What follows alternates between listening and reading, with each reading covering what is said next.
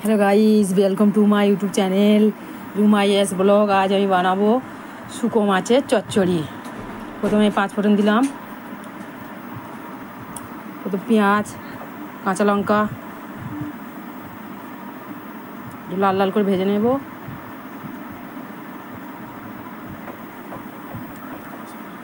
আদা রসুন দিলাম, নিয়ে মাছ দিলাম, লোটে মাছ শুকনো, হলুদ দিলাম,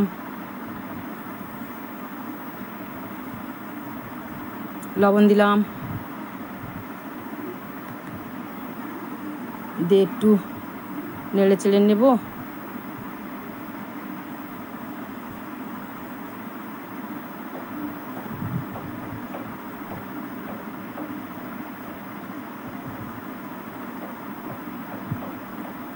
বেগুন আছে, পুঁই শাক আছে, আলু আছে, চচ্চড়ি বানাবো আজকের।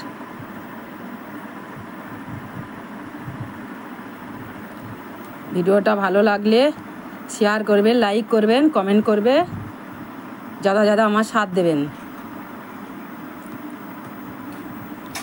একটু কষিয়ে নেব।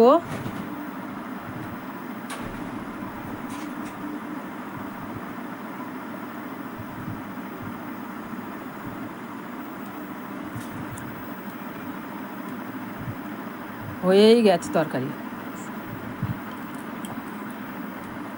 এবারে ঢেলে নেব।